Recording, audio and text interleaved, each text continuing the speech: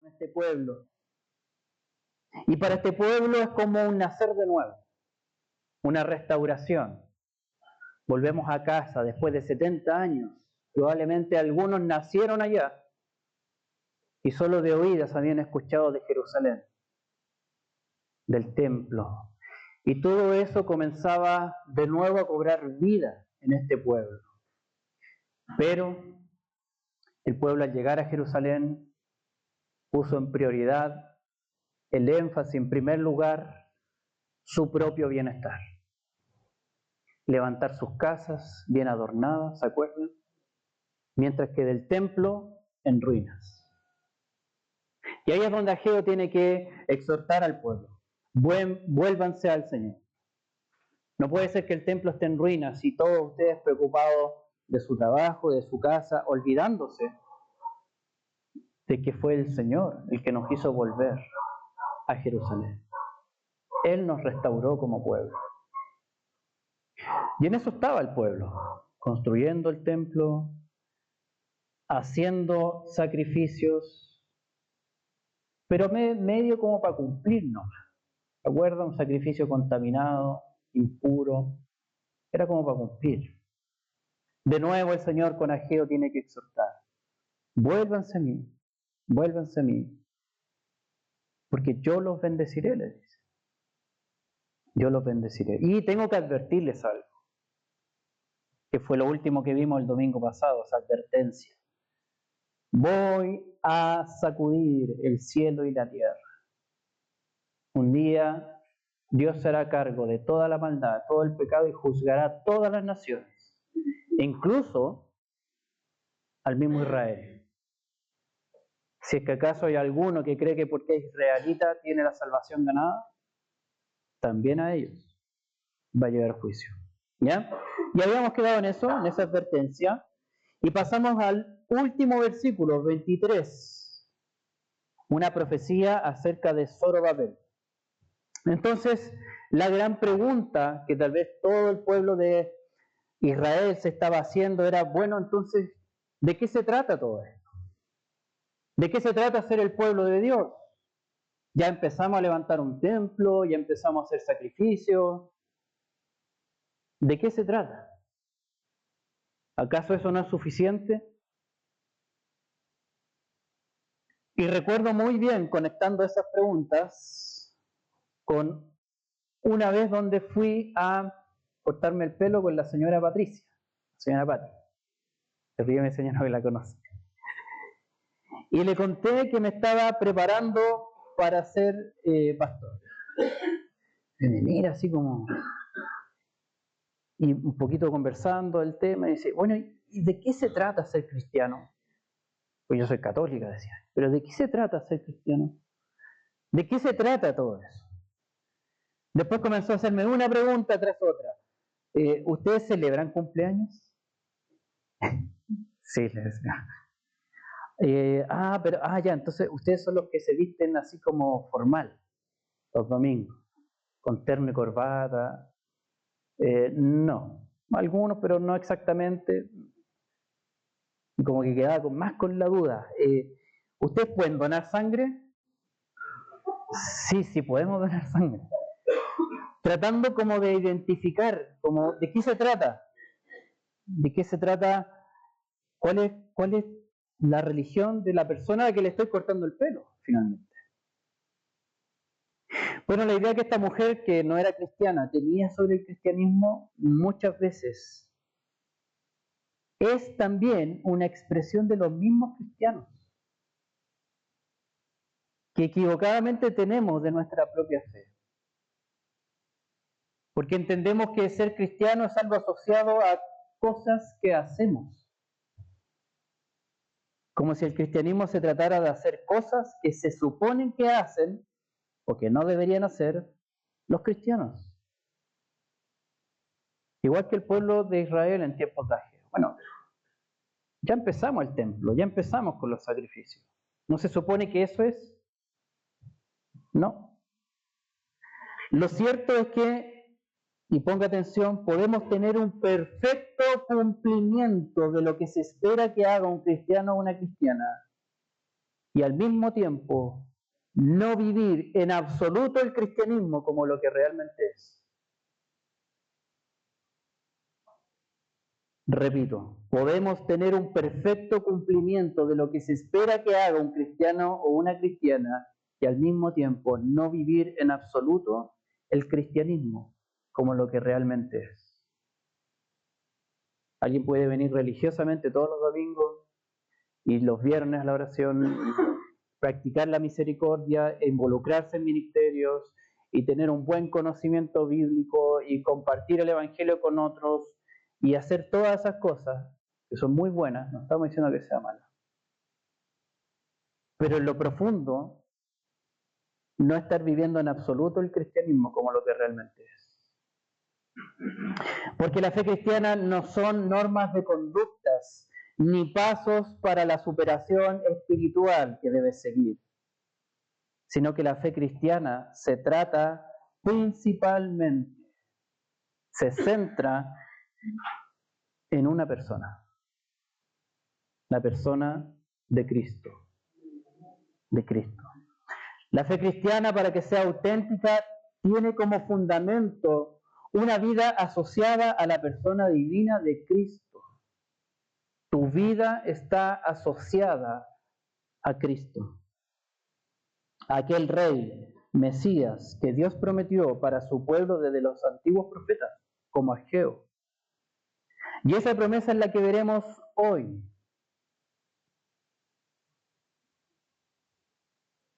Yani, bueno, ayúdame. Bueno, ya viene. Eso es lo que veremos hoy. Viene el Rey. Eso es lo que Ageo está anunciando en el último versículo. Viene el Rey. Esta diapo iba con lo que estaba explicando recién. Y el Rey viene, ahora sí, Nehuen, el Rey viene como siervo y con toda autoridad. Oremos al Señor.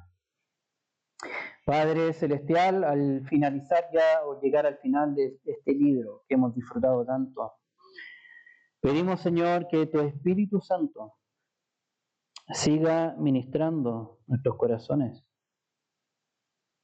que nos sigas confrontando con tu palabra, Señor, y que en el consuelo de tu Evangelio, en la buena noticia que encontramos en Jesús, podamos hallar la verdadera vida, Señor. Baja nuestras barreras, nuestras defensas, baja nuestros abogados defensores internos que quieren autojustificarnos, defendernos de tu palabra. Yanos humildes, enseñables delante de ti, Señor. Te ruego, Espíritu Santo, que tu gracia también cubra mi indignidad y seas tú ministrando a tu pueblo esta mañana, en el nombre de Jesús. Amén. Entonces, lo primero que decimos es que el Rey viene como siervo, y eso es lo que Ageo está diciendo en la primera parte del versículo 23. Recordemos un poquito, después que Dios ha anunciado que hará un juicio para limpiar la tierra de todo mal que se le opone, hace que la esperanza de la salvación recaiga sobre una persona. Es como, imagínense que de repente acá hay este foco, alumbrar a alguien así, todas las miradas apuntando a él. ¿Ya? Eso hace el Señor respecto a la esperanza de salvación. Hace que recaiga sobre Zorobabel. ¿Pero quién era Zorobabel? Zorobabel ya sabemos por el versículo 21 que era, ¿viene el versículo 21? ¿Quién era? Gobernador de Judá. Gobernador de Judá. Pero además es un descendiente de David, ¿ya? Del rey David, a quien Dios le prometió que pondría a un descendiente suyo y le daría su reino y sería eterno y para siempre. ¿Ya? Y fíjese el versículo 23, ¿cómo llama a Zorobabel? Te tomaré a ti, Zorobabel, hijo de Salatiel, siervo mío, siervo mío. Notemos el lenguaje que usa el Señor. Dios dice, te tomaré a ti. a ti exclusivamente. Esta es una elección específica de Dios hacia la persona de Zorobabel, a la que está llamando siervo mío. Sin embargo, las palabras de Ageo, no olvidemos que son proféticas, son palabras proféticas. Esto quiere decir que Zorobabel es un representante del linaje y descendiente de David. Y nos está anticipando a un siervo mayor que vendrá. De hecho, Ageo no fue el único que habló de este siervo. Isaías, por ejemplo, 42:1, se lo voy a leer. Isaías 42:1 dice lo siguiente: este es mi siervo, a quien yo sostengo, mi escogido, en quien mi alma se complace. He puesto mi espíritu sobre él. Él traerá justicia a las naciones. Ageo, Isaías, los profetas en general anuncian a un siervo, un Mesías, enviado por Dios, ¿ya? Para traer justicia, para restaurar a las naciones y especialmente el reino de Dios. Amados hermanos, es importante que no perdamos de vista el carácter siervo del Mesías. Ayer meditamos un poquito de esto de los varones también. El carácter siervo del Mesías. La persona de Cristo es alguien que actúa como siervo de Dios. Su poder entonces se encuentra en su obediencia sumisa a la voluntad de Dios. Ahí está el poder del Mesías. Obedecer la voluntad de Dios. Tomado por Dios, tomado para servir como Salvador de su pueblo. Por eso el Señor dice, te tomaré a ti, casi como un instrumento en las manos de Dios. Te voy a tomar a ti y vas a servir, siervo mío. Será usado entonces para la salvación de su pueblo.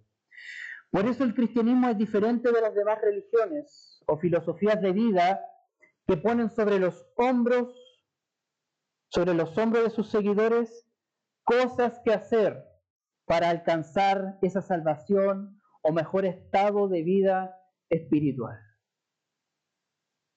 Piénselo. Las religiones del Oriente debe ser muy agudo en la meditación profunda. Y si no meditas, no entras en esos estados, no vas a alcanzar ese mejor nivel espiritual. El Islam, debes cumplir con las reglas que pone la religión. El judaísmo, si quieres vivir como un hombre justo, debes obedecer la ley de Moisés. Y aún la no religión, que pueden tener ateos agnósticos, se basan en cierta superioridad moral. Y debes pensar de tal o cual manera si quieres estar a ese nivel superior de moralidad. Todos los sistemas espirituales ponen el peso sobre los hombros de sus seguidores. En cambio, la promesa de Dios por medio de su escogido es que Él lo ha tomado como siervo para que Él cumpla su voluntad y salve a su pueblo. El peso no está sobre el pueblo, el peso está sobre el escogido. Entonces nuestra fe no consiste en hacer cosas para Dios, sino en recibir la obra de Dios hecha por Cristo para mi salvación y vida abundante en una relación continua con Él. Con Él. La buena noticia del cristianismo no soy yo lo que soy capaz de hacer. La buena noticia del cristianismo es Cristo y lo que Él hizo por mí. Es diferente. ¿Has sentido que debes hacer cosas para Dios para que Él te salve? ¿Quizá alguno lo ha visto así? Yo hoy día como que me porté mal, hice algo. Ojo, esto no es un chip libre ni un pase gratis para andar pecando No, no se confunda, la salvación de Dios no te va a empujar a pecar, por el contrario, te va a empujar a relacionarte más con Cristo.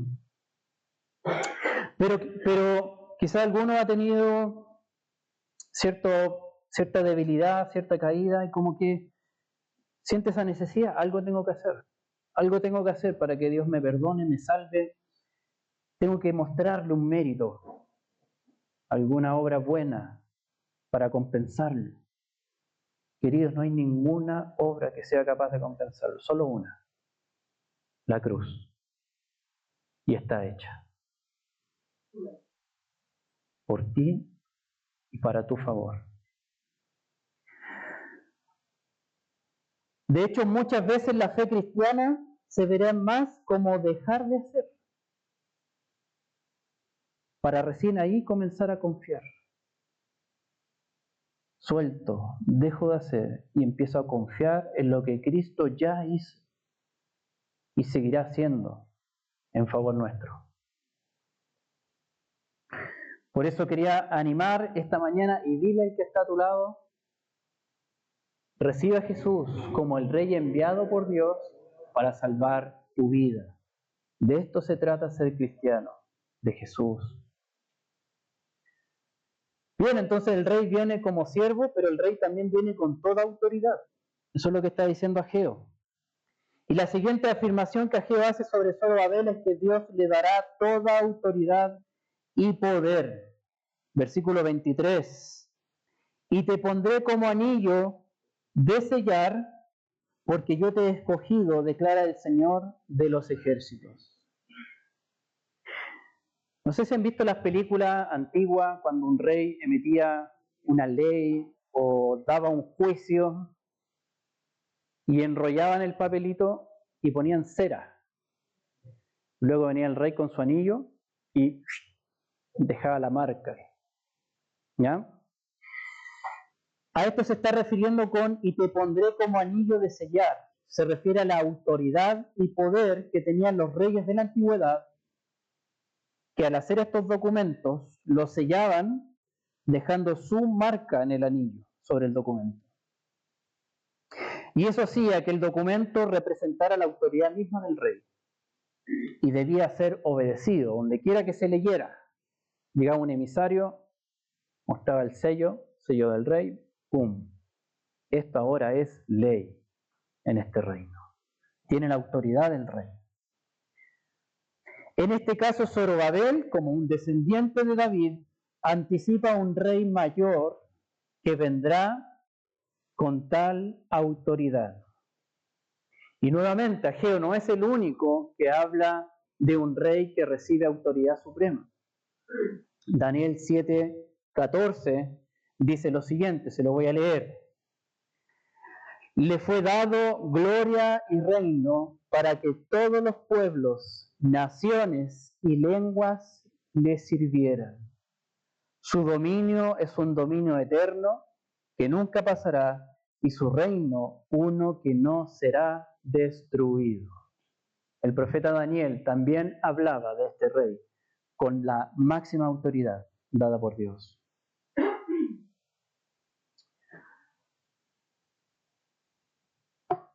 Amados hermanos, así como para disfrutar de la salvación del Mesías, es necesario que recibamos por fe su obra de servicio a nuestro favor. Cuando decimos, sí, Dios me salvó, sí, Jesús fue a la cruz por mí y lo recibo por fe. El reinado de Dios no es optativo, no es opcional. No es como que recibo la salvación nomás, pero el reinado no. Del mismo modo, para disfrutar el reino de Dios en nuestras vidas, es necesario que recibamos por fe la autoridad de Cristo sobre nuestras vidas. Si alguien solo se queda con salvación, pero no con la autoridad de Cristo, me temo que se está autoengañando de su cristianismo. Cristo es presentado como Salvador y Señor. No Salvador o Señor. No Salvador y o Señor. Salvador y Señor. mi Señor. Ya que la persona de Cristo es alguien escogido por Dios para ejercer su buen gobierno sobre su pueblo. Es un buen gobierno. También es buena noticia que Cristo sea Rey de tu vida. Es un buen gobierno. Por eso el cristianismo, más que tratarse de hacer cosas para Dios, se trata de quién está sentado en el trono de tu vida. ¿Quién está ocupando ese trono? ¿Quién está sentado ahí, en el trono de tu vida? ¿Tú o Cristo? Se trata también de con quién está tu máxima lealtad. En la antigüedad era muy bien entendido esto, porque cada habitante del reino juraba lealtad a un rey. Tenía que jurar lealtad y vivir de acuerdo a las leyes de ese rey. Espiritualmente no es diferente, esto también se trata de lealtades. ¿Con quién está tu máxima lealtad? ¿Con el mundo o con Cristo? No puedes estar con los dos, o con el mundo o con Cristo. En definitiva, ¿a quién le pertenece tu corazón? ¿A quién le pertenece tu corazón? Porque los profetas cuando anuncian al rey dicen que le fue dado como pertenencia. Toda tribu, lengua, nación le pertenece. ¿A quién le pertenece tu corazón? ¿A tus propios deseos o a Cristo? Y si somos honestos, todos hemos fallado. Todos hemos fallado más de alguna vez. En ocasiones sacamos a Cristo del trono y nos sentamos nosotros para hacer nuestra propia voluntad. Nuestra lealtad choca con nuestra traición cada vez que nos avergonzamos de Él. Y nuestro corazón se entrega al primer ídolo que abrazamos como si Él fuera nuestro Salvador. Amados hermanos, concluimos que no somos mejores que el pueblo al que Ageo le estuvo predicando. Pero les traigo buenas noticias. Sabiendo Dios que ninguno de nosotros podría vencer a nuestro peor enemigo en la vida, llamado pecado, es decir, una disposición natural del corazón de rebelarse contra Dios, de reemplazarlo, de sustituirlo. Sabiendo que no podríamos vencer al pecado, Dios ofreció al amado del cielo su tesoro más precioso para vencerlo y rescatarnos. Dios ofreció a su propio Hijo, la persona de Cristo, el Hijo de Dios. Y de eso nos habla el texto que leímos en Romanos 1, del 1 al 4. Así lo explicó el apóstol Pablo también, quiero repasarlo.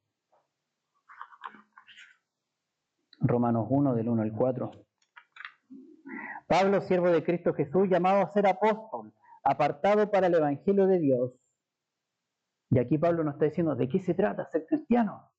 ¿Qué es esto del Evangelio de Dios? Que él ya había prometido por medio de sus profetas en las Sagradas Escrituras, Ageo, uno de ellos. Es el mensaje acerca de su Hijo, que nació de la descendencia de David, lo que Zorobabel estaba anunciando, según la carne, y que fue declarado Hijo de Dios con un acto de poder conforme al Espíritu de santidad por la resurrección de entre los muertos, nuestro Señor Jesucristo. La vida, muerte y resurrección de Jesús logró vencer, logró triunfar allí donde el pueblo de Israel fracasó, allí donde ninguno de los reyes humanos pudieron ser fieles. allí donde tú y yo pecamos. La resurrección de entre los muertos declara al universo entero quién es el siervo que hizo la voluntad perfecta de Dios. Y también quién es el rey que recibe toda autoridad, aún sobre la muerte, para gobernar el reino de Dios sobre su pueblo. Y con todo poder y autoridad, Cristo puede hacer nuevas todas las cosas. Hoy, aún nuestro corazón puede ser transformado por el poder del Mesías prometido. Por eso dígale al que está ahí al otro lado, ayúdame, Nehuen. ¡Ajá! Recibe a Jesús como el Rey enviado por Dios para salvar tu vida, para salvar tu vida. ¿Cómo podemos aplicar esto? ¿Cómo podemos aplicarlo? Bueno, de dos maneras. Si se nos presenta a Jesús, este descendiente de David, como Salvador, como el siervo que viene tomado para salvar a su pueblo, entonces no intentes salvarte tú mismo, tú misma. Hay cristianos que viven vidas tratando de ellos autosalvarse, haciendo cosas, exigiéndose cosas, casi como el espinita de la oficina, me castigo jefe ahora, para redimir mi culpa. No intentes salvarte tú mismo y tú misma. Cuando viene ese sentimiento por medio del Espíritu Santo, lo que te está apuntando y diciendo es que necesitas a Jesús a diario. Lo necesitas a diario. Amados, muchos han mal entendido el Evangelio como si solo fue un mensaje que escuché una primera vez y decidí seguir a Cristo. Y hablamos de evangelismo, hay que presentar el Evangelio a los que no lo han escuchado. Sí, es verdad. Pero ese mismo mensaje lo necesitamos todos los días. El Evangelio no solo es la puerta, sino también el camino que recorremos como cristianos. Y centrado en la persona de Cristo. Él es la buena noticia. ¿Cómo también podemos llevarlo a la práctica? También nos está diciendo el final de Ageo que Jesús es Señor. Así como lo anunciaban los profetas, este rey que les será dado toda autoridad. Y lo confirma el apóstol Pablo en Romanos. Por lo tanto, entrega el mando de tu vida a Cristo. ¿Te has preguntado si las decisiones que tomaste o que quieres tomar es lo que Cristo desea para tu vida? Hoy día voy a hacer esto. Hoy día voy a planificar tal o cual cosa. ¿Será lo que Cristo quiere para mi vida? A veces cosas en relación con la iglesia. Hoy día no voy. ¿Será lo que Cristo quiere para mi vida? No me voy a comprometer económicamente. ¿Será lo que Cristo quiere para mi vida? Siempre estamos diciendo, hermanos, faltan manos para servir. No, que vaya otro. ¿Será lo que Cristo quiere para mi vida? Porque podemos decirle, Señor, Señor, y no hacer lo que Él quiere para nuestras vidas. Y nos ponemos el letrero aquí, rebelde contra el reino. Por más que le digamos, Señor, Señor. Entrega el mando de tu vida a Cristo. ¿Sabes por qué? Porque necesitas el mejor y más bendito gobierno que pueda estar sobre tu vida. Ese es el gobierno que el Rey Jesús te ofrece. Cualquier otro, aún el tuyo, viene con pecado. y no será de bendición como el que Él está ofreciendo. El Evangelio entonces no es algo que hacemos, no es algo que aprendemos, aunque algo de eso hay. El Evangelio es pertenencia. Me encanta cómo Pablo se presenta. Pablo, siervo de Cristo Jesús. ¿Le pertenezco a alguien? Eso es Evangelio. Emanuel le pertenece a Cristo Jesús. Cristina, Claudio, Viviana, Luis, Filomena, Víctor, Melanie, Eduardo, le pertenece a Jesús. Eso es Evangelio. Pertenencia. Fuimos adquiridos, dice la palabra. Él tiene el poder, el dominio sobre nuestras vidas. Por lo tanto, entrega el mando de tu vida a Cristo, si hasta ahora no lo has hecho. Y vas a vivir bajo el mejor y bendito gobierno sobre tu vida. Para ir terminando. La fe cristiana entonces no se trata de normas de conducta ni pasos para seguir y alcanzar la superación espiritual, sino de una persona, la persona de Cristo. La fe cristiana, para que sea auténtica, tiene como fundamento una vida asociada a la persona divina de Cristo, aquel siervo, rey, que Dios prometió para su pueblo desde los antiguos profetas. Y el libro de Ageo termina medio como inconcluso, ¿no? Porque no nos dice cómo va a responder el pueblo ante este siervo rey que Dios ha escogido. ¿Lo recibirán con gozo, como a su Mesías, o seguirán dándole la espalda a Dios y a su reino? ¿Seguirá el pueblo de Dios dándole prioridad a sus asuntos personales, o se volverán al Señor comprometiéndose con la restauración del reino? No nos dice nada Ageo. Ahí llegó. Bueno, estas preguntas quedan ahí. Y estas mismas preguntas quedan para ti y para mí. Estamos terminando de leer al profeta Ageo. ¿Qué hay de ti? ¿Qué hay de mí? Pero a diferencia del pueblo en ese entonces, el pueblo que estaba escuchando a Ageo, nosotros sabemos que el descendiente de David efectivamente vino y se ofreció como siervo para nuestra salvación. Y también fue levantado con poder de entre los muertos para reinar como rey del pueblo de Dios. ¿Cómo responderás a él? ¿Cómo vivirás tu fe cristiana de ahora en adelante?